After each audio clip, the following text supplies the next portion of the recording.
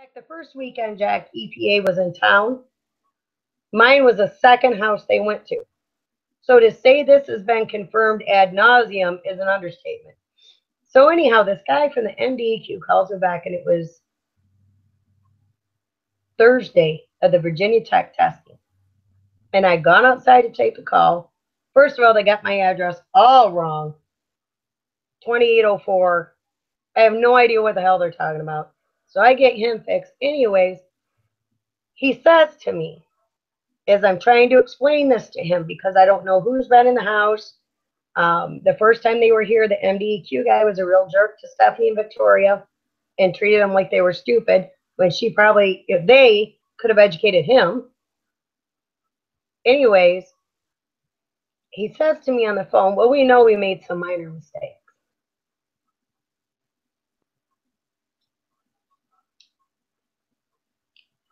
I told him what I thought of his minor mistakes and what they really were, and I'll spare you the words I used, and informed him, if you're ever going to call someone in Flint again, I would forget I know that sentence.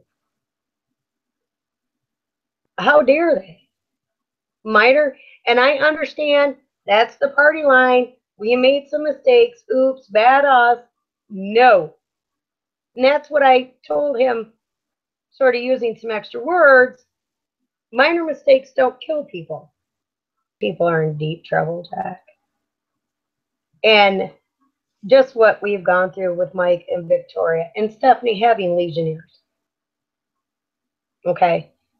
Just with those fun facts. I'm not the one to say minor mistake. This is my family. To me, this is not minor.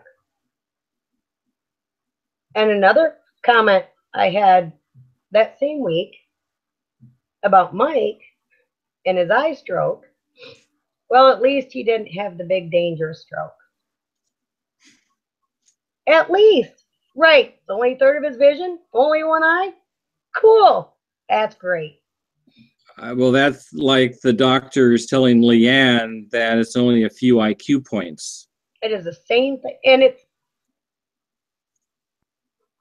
how stupid are these people? You're already in this much trouble. But then to come here and continue with such a lack of regard, absolutely no conscious thought of what they're saying or who they might be talking to. What if I had a parent that had died of Legionnaires? And then this October we found out children are being poisoned. And then put the connection with Victoria poison. And that was my one job. So when this hit the news finally, it just, the timing, it was just a perfect storm. And I think that's part of why I hit the ground so hard like I did.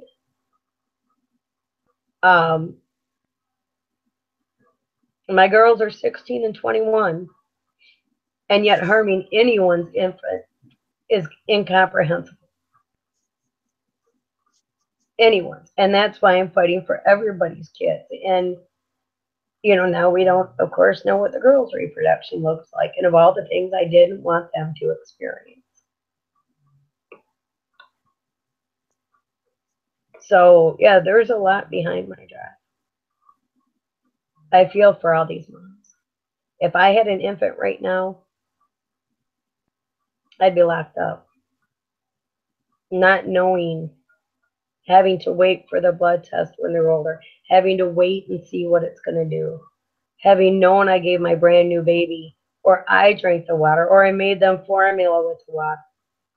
I'm doing or you bathe them in water. Here you have Governor Rick Snyder going on the record saying he would bathe his grandsons, his granddaughters. Yeah, my ass. In Flint water. It's perfectly safe. He's perfectly stupid. It is the insanity, the fear, God, the fear Victoria has gotten, it is so bad on her. Look, nobody's having a good time. But the poor child that's lead poisoned, has liver problems, she takes a shower, she has a panic attack. Instant.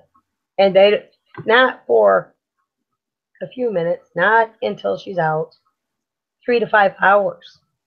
Heart racing. But last night she got out. Her blood pressure's always been real low. Like 109/60. I mean, like almost borderline, not quite alive low. She got out last night. It was 152/100. And it's fear. It's that contact. And so, you know, what's worse than young women being stuck with 2 showers a week, 5 minutes a shot? And she's 16. And, you know, I made a comment to her one morning. She really needed to wash her hair. And she said, Mom, come to school. Most of us look like this. And it's sad. I mean, what a time. It's very hard on the kids. I mean, 16 is just kind of that goofy kind of thing anyhow. And this was a girl that showered at least once a day, sometimes twice. And she dries off dishes that are dry. She dries off silverware that's dry. She uses mostly silverware out of a box now, paper plates. Her fear has hit that threshold. And so when I'm making dinner, I dry pans that are dry. I wipe down everything with a towel or a paper towel, or she cannot physically eat it.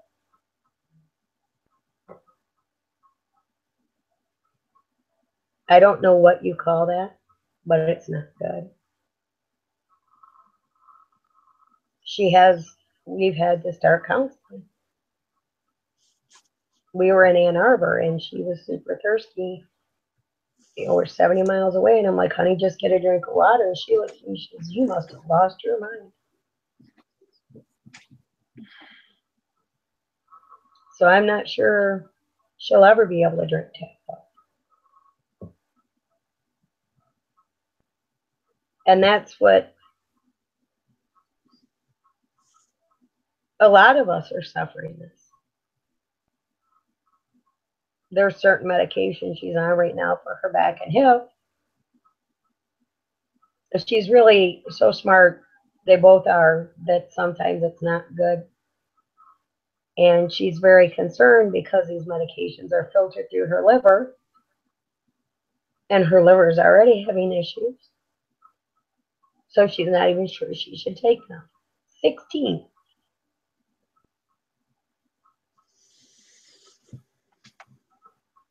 We're at the grocery store. She's pulling up a list of safe foods to eat, foods to help remove lead.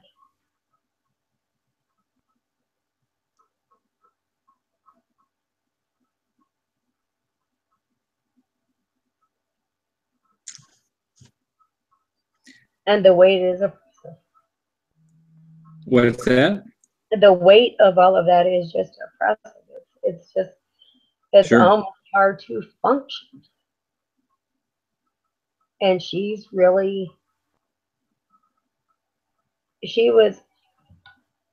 and I talked for a couple hours Thursday when I got home.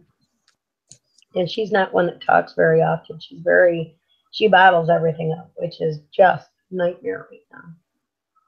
And we finally talked, and Friday was the first time I saw her genuinely happy and lighthearted. And it was gone Saturday.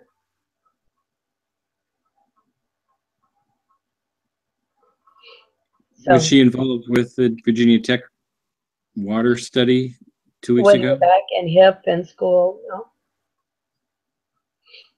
no. She and Dad held down the home front while Steph and I ran like morons. And I mean, I don't know. It's just very, very hard because I can't make it better. And there's no words to say to your kid.